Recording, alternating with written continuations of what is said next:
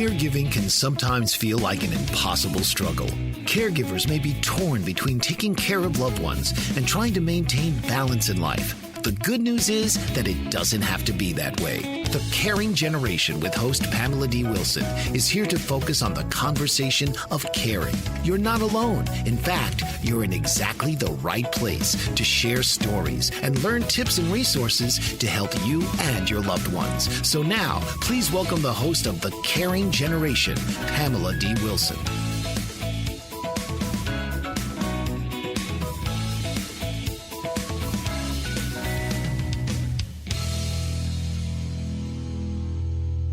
This is Pamela D Wilson, Caregiving Expert, your host on the Caring Generation radio program, coming to you live from the BBM Global Network, Channel 100 and TuneIn Radio.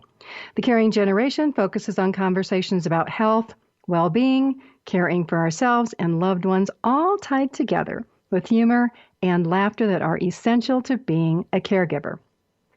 The topic for this caregiving radio program is the challenges of living alone, loving it and planning for the possibility of growing old, alone, and needing care.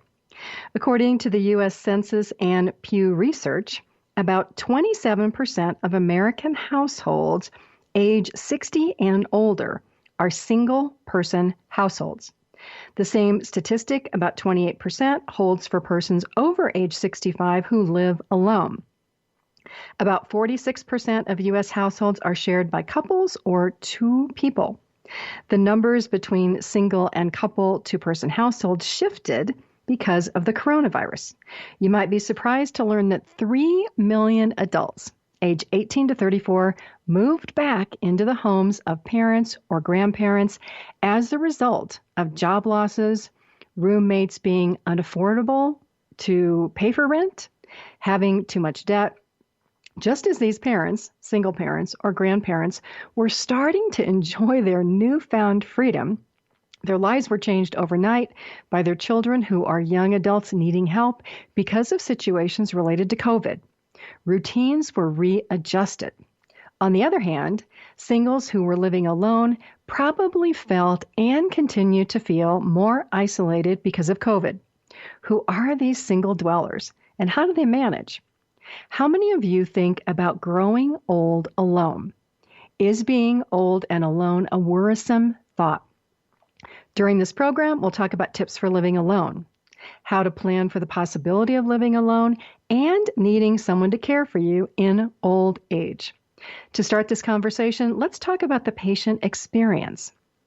If you don't currently attend a lot of medical appointments, or you've never been hospitalized for any reason, you might be shocked to learn about the patient experience in healthcare and the struggles that can happen.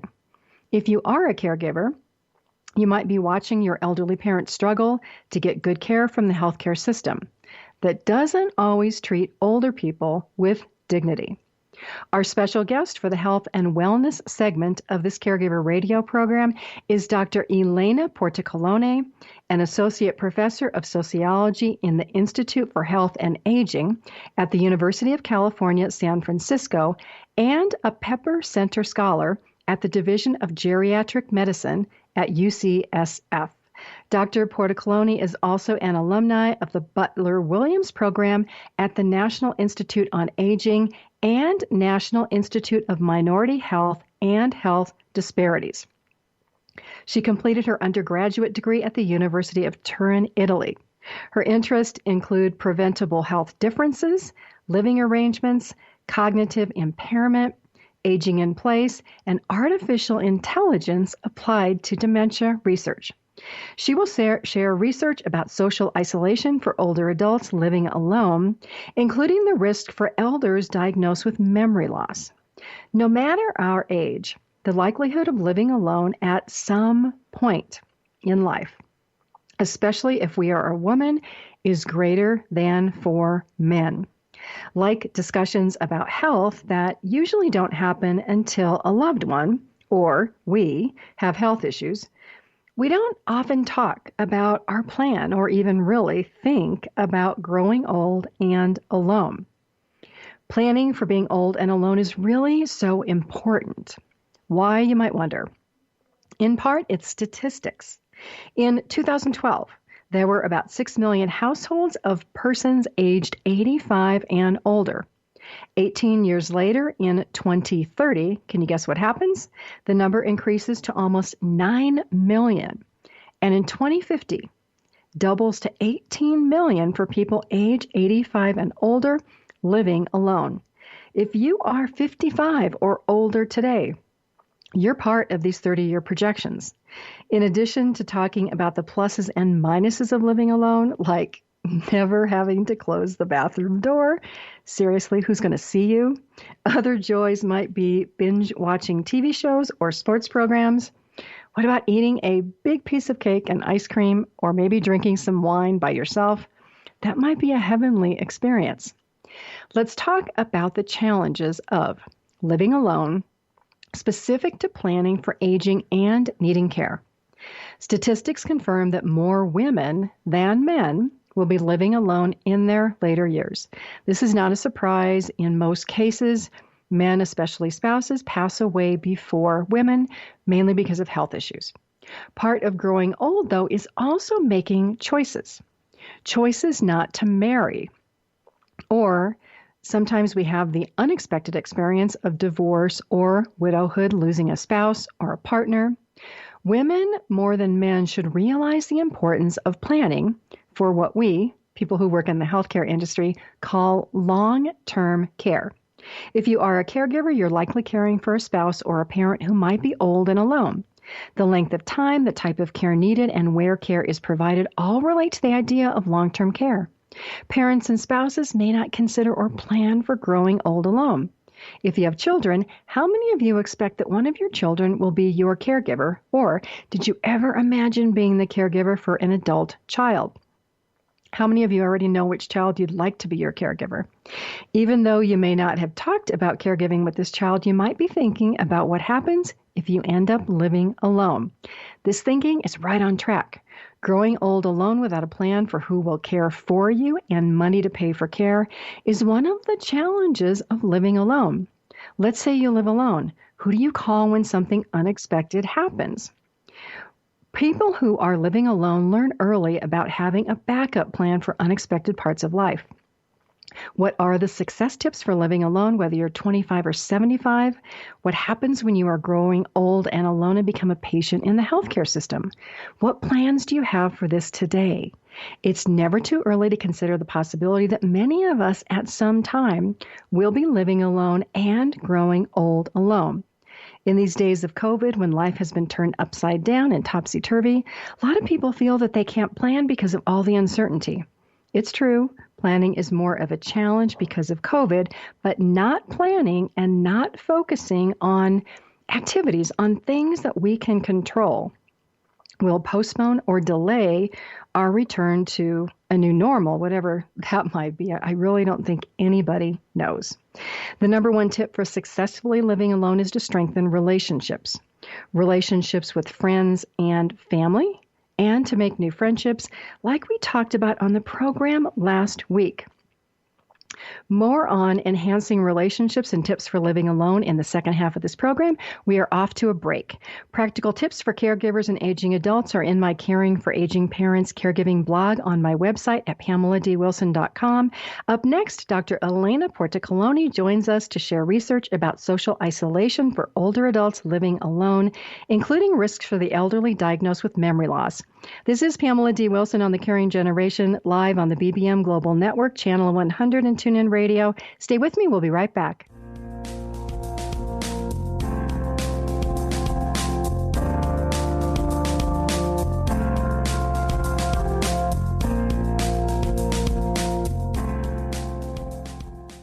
Dr. RC will share extraordinary resources and services that promote educational success, as well as making a difference in the lives of all social workers, as well as the lives of children, adolescents, and teens of today. She will have open discussions addressing many of the issues that we face about our youth and how being employed in the uniquely skilled profession of social work for over 18 years has taught invaluable lessons through her personal experiences. She will also provide real-life facts, examples, and personal stories that will confirm that why serving as a child advocate is extremely beneficial when addressing the needs of the whole child. Listen live Saturdays, 10 a.m. Eastern on the BBM Global Network and TuneIn Radio as Dr. RC will provide thought-provoking information that will empower, encourage, and strengthen students, families, and communities across our nation. You can also visit her at soarwithkatie.com.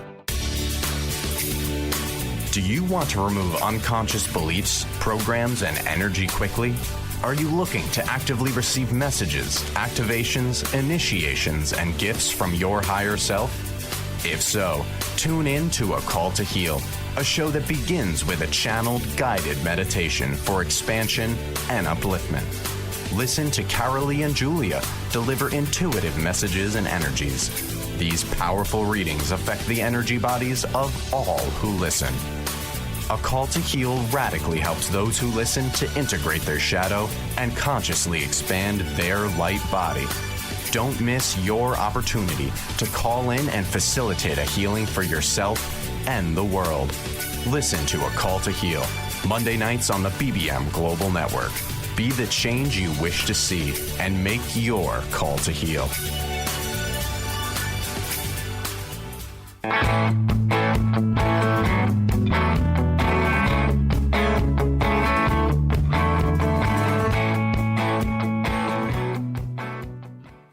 This is Pamela D Wilson, Caregiving Expert. I'm your host on the Caring Generation radio show for caregivers and aging adults, live from the BBM Global Network, Channel 100 and TuneIn Radio.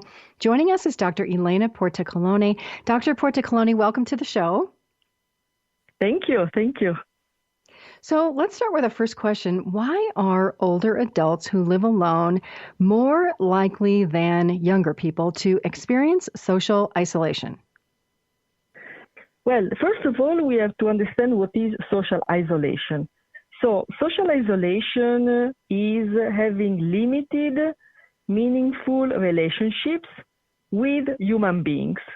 And so with that base, older adults who live alone are more likely to be socially isolated than younger generations living alone because it's harder to have meaningful relationships with human beings when we live alone in older age, because friends might be less available or might be more difficult to organize outings with friends. And because we retire, so we may have less social activities. And then people in our neighborhood could have moved away, so we might have lost touch with neighbors with whom we bonded years ago. Also, we might have less stamina, and we might have less money to spend. And also, we might need help with transportation, so it might be more difficult to go to places. And also, it's really important to think that also family members may not be much around or may not even exist. And then also on the top of that, the relationship with family members may be toxic or could bring a sense of being upset. So this is just a combination of different reasons. And you mentioned like some older adults who live in neighborhoods and they stay there so long that people move away or the neighborhood changes. Some of these neighborhoods change to high crime neighborhoods. So how does that affect the older adults in either maintaining friendships or making new social relationships? In neighborhood with high crime? Yes. Well, it's really, really difficult, if not impossible. In my study in Richmond, California, it's a town, unfortunately, with a very high crime rate. It's a social worker defined it as a desert of resources. And it was true. It was really hard to find resources. And imagine what I just said about social isolation in older age when you live alone. And imagine also adding crime around you when you live alone. So it's harder to go out because you might be robbed. It's hard to use elevators because you could be attacked being in an elevator. And the relationship with other people could be extremely toxic. So it's hard to trust other people. And even the environment, even the stepping out could be a minefield because pavements could be cracked. And so it's just exacerbate even more the social isolation. And I read that study. That's actually how I found you. And in there, it mentioned an underground economy of caregivers who might be homeless and might be taking advantage of the elderly. Can you talk about that for a second? Yes, there was. I remember there was a participant that I was visiting from time to time. And he was extremely isolated, no contact with family members, and he had he had problems walking. And there was this woman in his house, and on one side she was running some errands for him, but on the other side, she was also stealing his food. And when I arrived, she left. But she left her backpack, and he told me, "You see, these people like her, they leave things behind, so they always have an excuse to come back." And so there is this. This is just an example, and there were many examples like these. And so when we look at the older adults who live alone in high crime neighborhoods, and then some of these people have dementia, what are the commonalities between the two about being vulnerable? So the commonality, well, number one, also the older adults living alone in high crime neighborhoods, older adults living alone with dementia, and then also there are those who live alone with dementia in high crime neighborhoods. And which is the double whammy. And so the commonality is isolation on many levels, and not only in terms of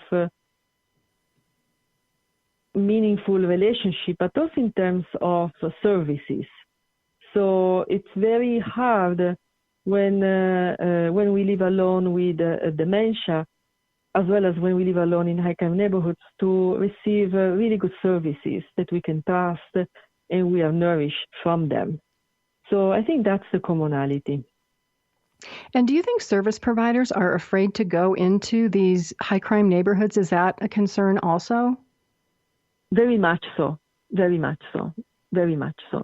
Some on-curates were extremely afraid. They said they don't step in some buildings because they're just too dangerous to step in. So back to the idea of desert of resources, it really frames well how it is to live alone in high crime neighborhoods. Okay.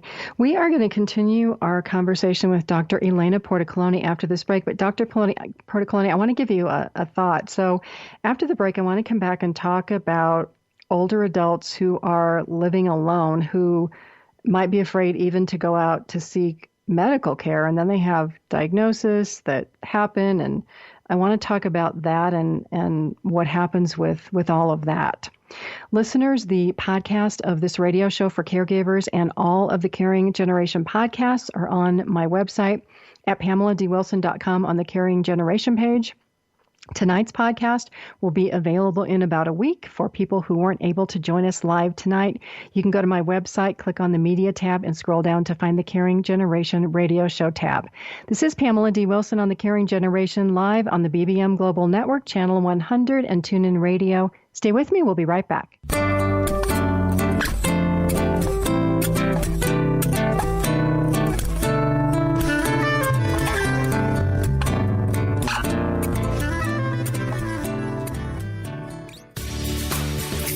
Tune into It's All About You with host Dr. Martha Latz, a lively weekly broadcast on BBM Global Network, one of the most empowering shows for time-starved, overscheduled multitaskers. The professional expertise of Dr. Latz is directly available live every Thursday at 1 p.m. to answer and address concerns about relationships, life transitions of career, meeting, dating, and committed relationships. It's All About You with Dr. Latz will expand your understanding of current concerns across your relationships by broadening and expanding possible solutions in developing skills for mutually desired outcomes. Dr. Martha's expertise is as a licensed marriage and family therapist, life, transition coach, and all things to do with communication at work, home, and with friends. Check out her website at auniquetherapycenter.com.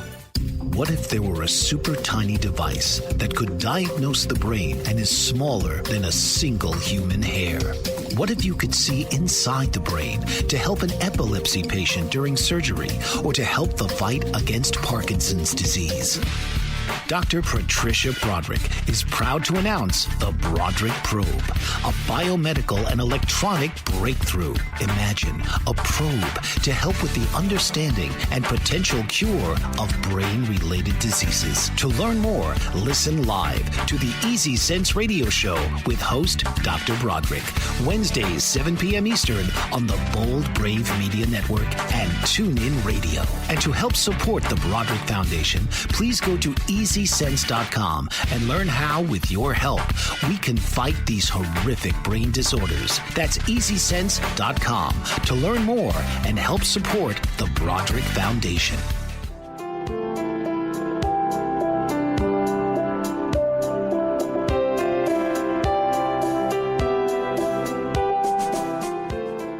This is Pamela D. Wilson on the Caring Generation and TuneIn Radio Channel 100. We are back with Dr. Elena Portacolone. Dr. Portacolone, so let's talk about people who are diagnosed with dementia and their needs for help. Thank you. And this is a population that I know extremely well because I've been studying them. I've been spending time with them over the last 5 years. And so according to my research, in the U.S., there are 4.3 million people, older adults with cognitive impairment, living alone. And they experience a common experience is major distress. A participant says, "Inside, I am on edge," for example. And another participant wrote to tell me about her experience. She wrote a poem. She wrote, "Midway into the sentence, I stop. Panic for a lost word, I stop." Imagine when we talk, life is already difficult as it is, but imagine forgetting what you just said and knowing that you might lose your words or your train of thought suddenly without knowing when that will happen. And those it's really hard to get organized and to plan ahead. And another participant told me it's a combination of not remembering anything and everything else is mañana. And those it's really hard. Yeah. And also it's really hard to keep appointments, to manage doctor visits. Another participant, she said to me, "I'm like a crazy person. I'm checking every time I know something is coming up." And she was having different calendars. And so it's just another layer of difficulty because when we have cognitive impairment, it's not only our short-term memory is weaker than in the past, but also it's harder to get organized and to remember and to understand, to recognize people that come to visit us. And also, older adults living alone with cognitive impairment are often afraid of being evicted from their homes. And that's really a major source of concern because their home, they can navigate it very well, their home, while outside is much more difficult. another participant that was very worried about having to leave her house said to me, at this point, it's like there is too many people, and I don't know who has the power to do what as far as my welfare. And then she then asked me, is there somebody that can come along and say, you can't stay in your house anymore? So that's a major concern, to be pointed as a danger to yourself or to others and having to leave your home because of the cognitive impairment. And then I know sometimes the medical system is not very sensitive in how they talk to somebody about a diagnosis. And one of your articles had a story of Mrs. Banks. Can you share that? Yeah. Sure, yes. Mrs. Banks, as soon as she lost her husband, she noticed that she had problem writing, and she's extremely educated. And she did some, after being visited, the physician, only after 25 minutes of that she was answering some questions, she told her that she had Alzheimer's disease. And she said that it was brutal, in her words. And she said, in her words, I was very upset by this woman. She told me right off the bat I had Alzheimer's, dementia, but the lady never explained anything. I was so shocked that I had no idea. And the first thing she said after that was, I have no choice but to inform the DMV because that's the law. The law requires it. And then she added to me, and I'm left not knowing what to do about myself. And it's really important for the listener to understand that when I read these quotes, I'm talking about quotes that are representative of many participants. And so that was not an isolated case. I've been studying more than 80 older adults living along with cognitive impairment, also with my team, also those that do not speak English. And so it's common either to be shocked about the diagnosis and receive it in a harsh way, and also not being told what to do afterwards. And the main reason is that there are very limited services when we live alone with dementia. And so that's one experience. And the other experience is the fact that often we don't get diagnosed with dementia. The physician doesn't say to his or her patient that this person has dementia. And one of the main reasons, according to the literature, is that because there is not a cure, and so the physician doesn't want to upset the person. But what happens is that then the person is often left trying to understand on their own what they have, and which adds to their distress. And so, doctor, what can or should the healthcare system do to help this uncertainty for people that are diagnosed, and how do they plan for future care? We've got about a minute and a half left. For me, the solution is we need a strong system providing home care aids to those who have a diagnosis of cognitive impairment and live alone. It's already happening in Denmark, and so a home care aid can make a gigantic difference in older adults who live alone with dementia, and this person should be available to them upon diagnosis.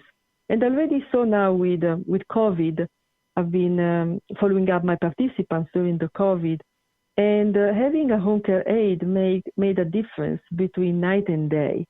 And it was extremely more than helpful. It was really critical, the home care aid as an essential worker. So I hope that with this pandemic, the role of the home care aid will hit the spotlight. Dr. Portacolone, thank you so much for joining us. Listeners, invite your family and friends to join us every Wednesday evening for The Caring Generation. This is Pamela D Wilson, your host on The Caring Generation. We are live on the BBM Global Network, Channel 100, and TuneIn Radio. Stay with me. We'll be right back after this break.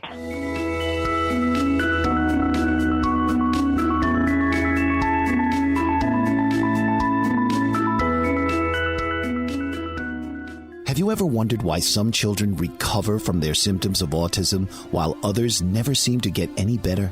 After 13 years of research, Karen Thomas has recovered her own son from his symptoms of autism naturally. She now shares how she did it with you in her free webinar so that you can have the right resources and knowledge to help your child. The definition of recovery is to regain health. Karen offers this to you in 4 stages: healing the gut, natural heavy metal detoxification, balancing the co-infections of autism, brain support, and repair. Register now for this free webinar to help you know what you can do to help your child to sleep better, be more calm, improve focus, and reach their fullest potential to live a happy, healthy life. Go to naturallyrecoveringautism.com/free workshop, empowering parents with the resources to naturally recover autism from a mom who's done it.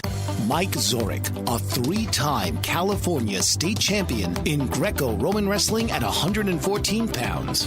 Mike, blind since birth, was born in Hartford, Connecticut. He was a 6-time national placer, including 2 seconds, 2 thirds, and 2 fourths. He also won the Veterans Folk-Style Wrestling twice at 152 pounds. In all these tournaments, he was the only blind competitor.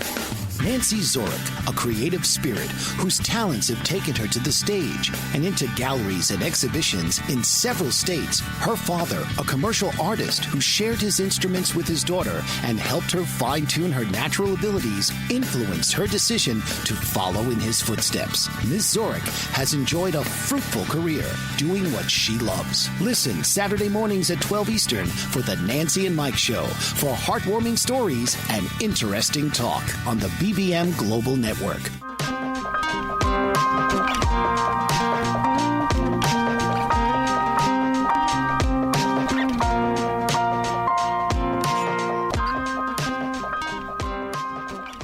This is Pamela D Wilson, Caregiving Expert. I'm your host. You're listening to the Caring Generation radio program for caregivers and aging adults, live from the BBM Global Network, Channel 100, and TuneIn Radio. We're back on the topic of tips for successfully living alone and the idea of strengthening relationships. When we think about the possibility of growing old alone, whether we are living alone today or not, having friends and people to share time with can be a comforting thought. Some of us live near family and have close relationships. Others may not get along with family. Others may be in relationships or situations where there's crime or abuse, and the situation just isn't good. So when we think about it, what relationships can we strengthen today? Not from thinking about what your family or friends can do for you, but from an equal position of 50-50. How can you help friends or family members today so that they might help you if you are living alone and need help or care in the future?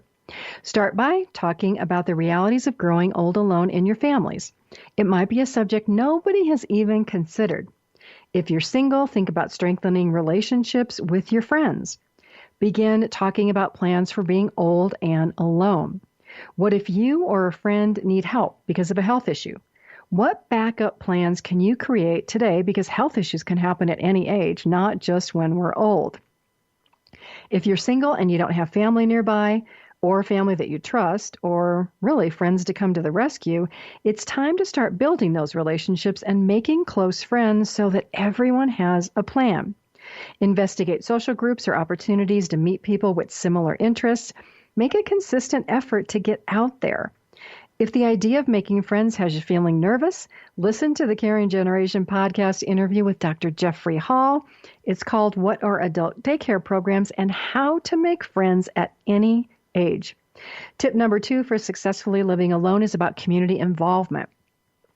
Research confirms that single people, more than married couples, spend more time with friends and out and about in the community. This approach to life of being socially active and outer focused has positive effects on health and mental well-being. You'll find that when you invite people into your life, others will ask you into theirs.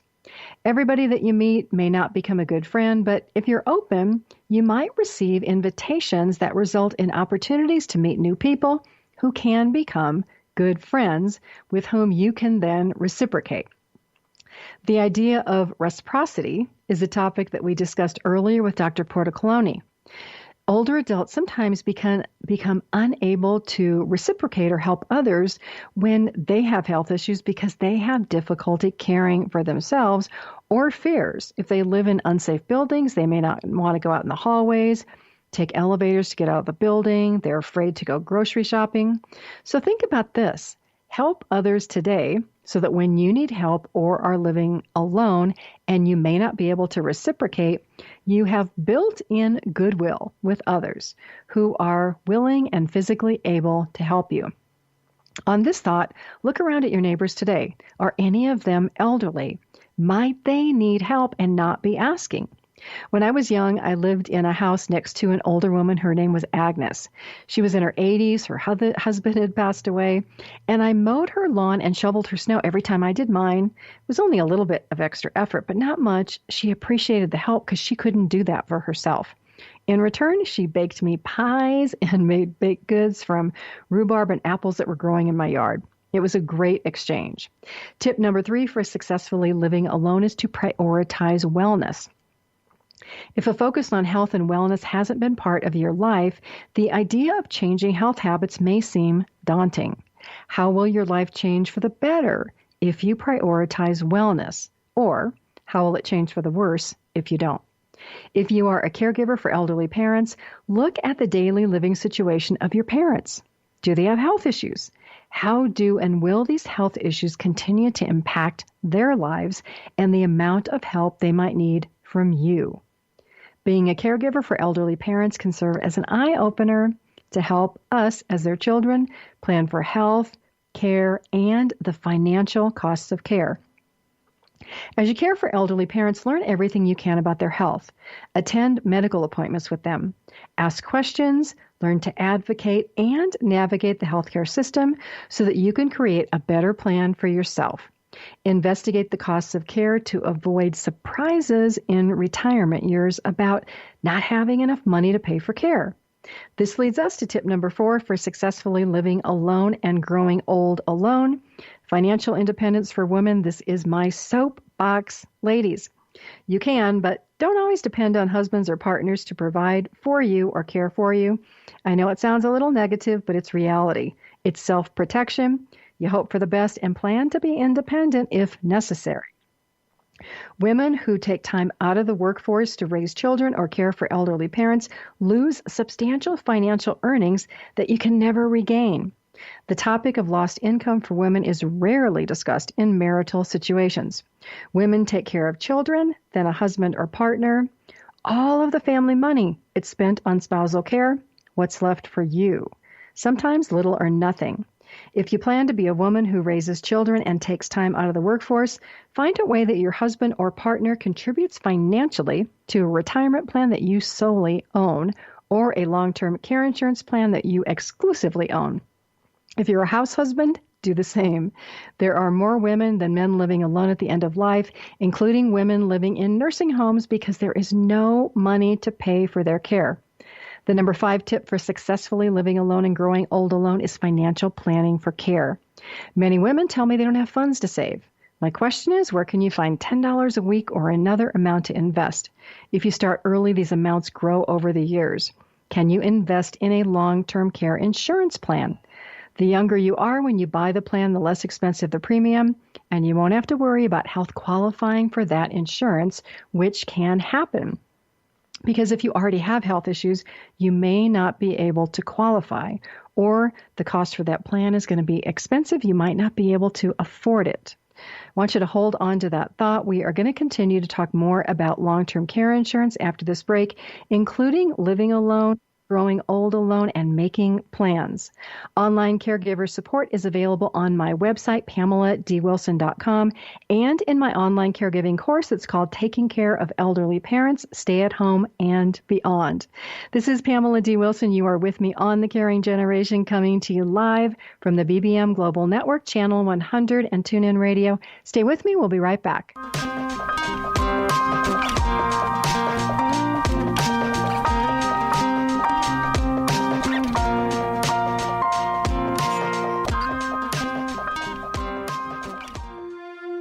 The opiate epidemic has reached crisis levels, and with so many families affected by addiction, opiate-related drug overdoses, and death, the time is now to have a real constructive conversation about addiction that could lead to better prevention, treatment, and recovery. Alan Charles, author and keynote speaker on drug abuse and prevention, presents The Alan Charles Show. Alan brings a message of hope, sharing his unbelievable story of surviving a 24-year addiction to cocaine and highlights from his memoir, Walking Out the Other Side, an addict's journey from loneliness to life. His raw honesty and courageous heart breaks the stigma of addiction and offers a unique perspective into the mind of an addict. Join Alan each week as he brings his listeners to a true understanding of the grip of addiction. It is only with this understanding that we can begin to heal. The Alan Charles Show, Thursdays at 9 p.m. Eastern on the BBM Global Network. According to the American Nurses Association, there are approximately 3.5 to 4 million nurses in the United States. So where do all these nurses work? What kind of roles do they have? What kind of education and training help to prepare them for so many different settings? What kind of impact do nurses have on patient outcomes? The World Health Organization has announced that 2020 will be the year of the nurse, honoring the 200th birth anniversary of Florence Nightingale. An international initiative called Nursing Now is underway to raise the profile of nursing. The National Academy of Medicine has convened a committee to create the Future of Nursing 2020 to 2030 that will focus on how the nursing profession can create a culture of health, reduce health disparities, and improve the health and well-being of the U.S. population. Learn more and join Joyce Batchelor on All About Nursing, Wednesdays from 7 to 8 p.m. Central Standard Time on the BBM Global Network.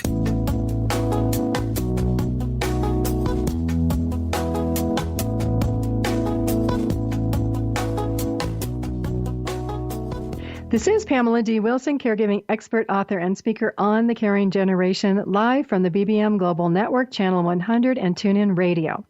Information for corporations and groups about elder care and caregiving, on-site education, online webinars, video conferencing presentations, employee and virtual training programs are on my website at PamelaDWilson.com. If your company offers a long-term care insurance plan, strongly consider this benefit, and if you can buy the insurance for your elderly parents, all the better. Long-term care insurance provides a choice about where and how to receive care. Many people think that their retirement savings or Social Security can cover the costs of care. Sometimes yes, but many times no, because when care is needed, most of my clients over the years have been firm in saying, there's rarely enough money to create the ideal care situation that I would want. How many of you want to live life on your own terms? A lot of us feel this way. What gets in our way? Unexpected events, costs, things like COVID. And when we're old, it's health issues that continue to get worse. In our conversation with Dr. Portacolone, she talked about successful aging adults who had brilliant careers, but they struggled when they received a diagnosis of dementia. And also they didn't have anybody they trusted to help or advocate for them. Somebody to trust if you have memory loss or health complications can be a huge concern. Many people aren't aware of the costs of care before they need care. In-home care, average today, depending on where you live, $20 to $35 an hour. Assisted living, $5,000 a month or more. Memory care, $7,000 a month or more. Nursing home care, $9,000 to $10,000 a month. Who has that kind of money? Nothing except for your retirement savings, long-term care insurance, investments can pay for this type of care. Not Medicare and not Medicaid until you spend all of your money. This is shocking to most people. These are the things that nobody tells you about caregiving or needing care until it's too late. This is why we're talking about it today. This takes us to tip number 6 for successfully living alone: estate planning. We all need a person who we can trust to serve as medical power of attorney, financial power of attorney, and the personal representative or trustee of our estate. Growing old alone places many people in vulnerable positions, especially if no plans were made for care. Delays in planning for growing old alone can happen because simply we don't know what to do or how to prepare.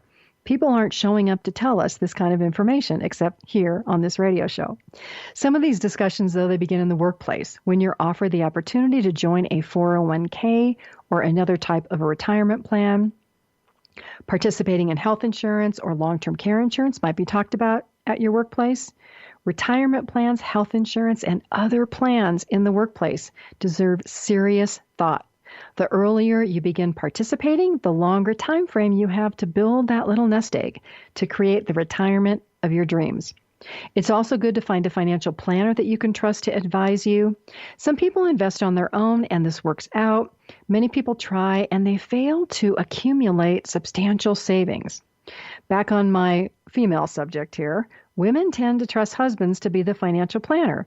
My advice, women, get involved, go to those meetings, learn about money, learn about financial planning. Financial planning, much like legal planning, it's a specialty. On the subject of legal planning for living alone and growing old alone, find an elder law, probate, or an estate planning attorney and create power of attorney documents, a living will, and a will or a trust. When you take this step, though, you'll want to have somebody in mind who has agreed to help you. If not, you can hire professionals. As I've talked on a lot of these shows, I was that medical and financial power of attorney, a court-appointed guardian, personal representative of the estate, and trustee for many of my elderly and disabled clients. There are trustworthy professionals that you can find if you don't have family. You can find these through attorneys who specialize in this area. If you're living alone, this planning and really all planning about growing old alone and needing care is more critical for you. The number 7 tip for successfully living alone is to establish positive routines. Living alone means that you're responsible for yourself. There's good and there's bad with that. It can be a relief that you are the only focus of your life. It can also be stressful knowing that your habits, your behaviors, and successes, it all relies on you.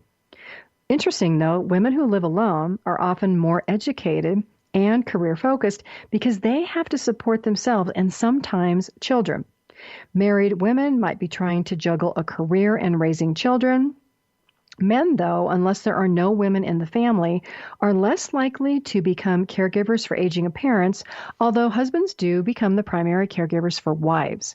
Regardless of the situation, male or female, positive routines, if you are coupled or single, they can provide a sense of stability. Think of activities you enjoy, things you want to learn, or things you know you should do, like exercise or eat better. Shouldn't we all do that? How can you incorporate one or more of these positive activities into a daily or weekly routine? Let's say that you like to read the newspaper, which kind of seems to be going away in favor of getting news online. Set time aside every day to catch up on the news. Read positive things. It's all good for your mind.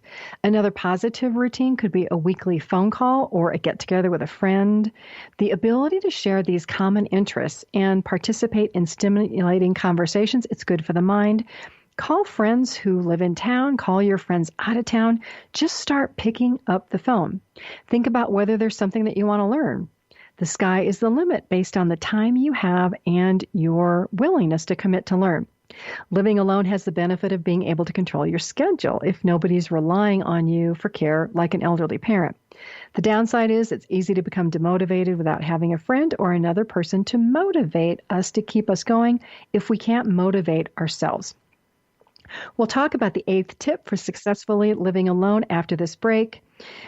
Check out my book. It is on my website, The Caregiving Trap: Solutions for Unexpected Changes. I'm Pamela D Wilson, caregiving author, expert, and speaker. This is The Caring Generation, live from the BBM Global Network, Channel 100, and TuneIn Radio. Stay with me. We'll be right back after this break.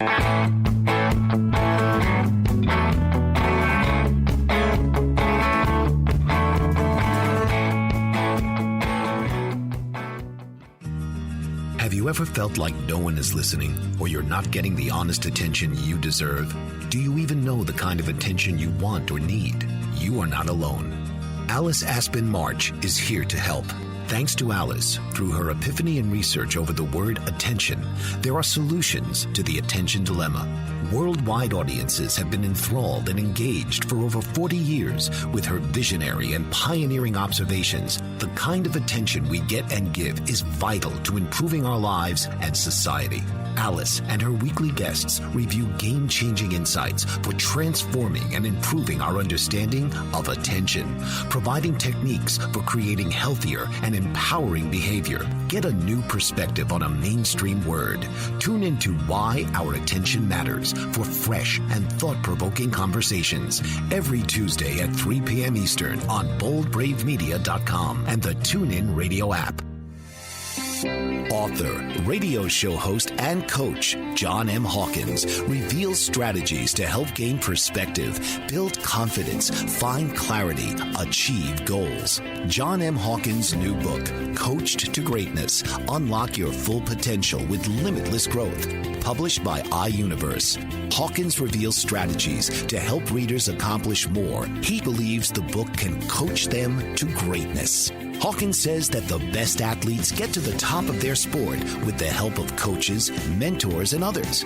He shares guidance that helps readers reflect on what motivates them, rediscover and assess their core values, philosophies, and competencies, find settings that allow them to be the most productive, and track their progress towards accomplishing goals. Listen to John Hawkins' My Strategy, Saturdays, 1 p.m. Eastern on the BBM Global Network and TuneIn Radio.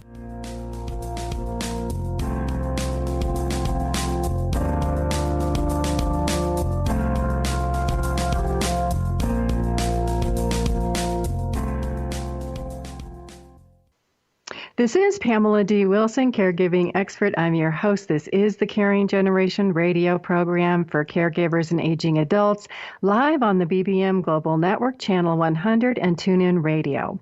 Please share the Caring Generation with your friends, family, coworkers, the companies where you work, your social groups, at church, and everywhere.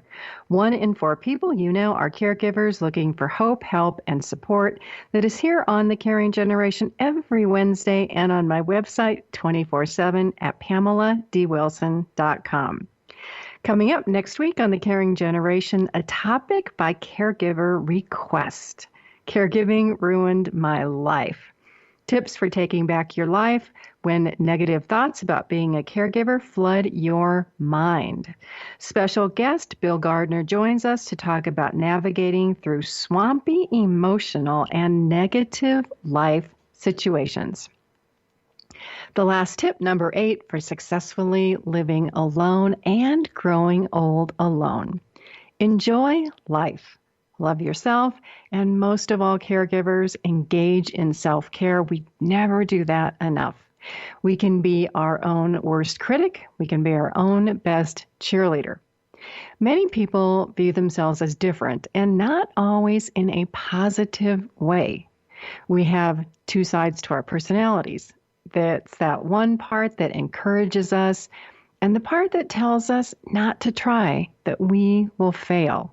How do we choose which side wins? Obviously, we want the success side. We want the side of us that tells us that we can do anything we want to do.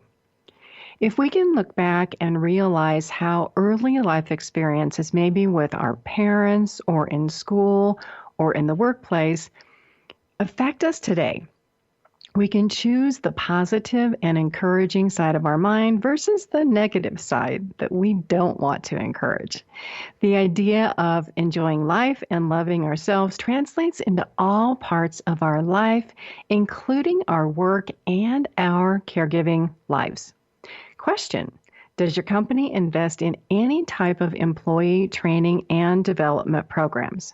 How about workplace elder care and wellness programs that are so needed to support 33% of people in the workplace who are working caregivers?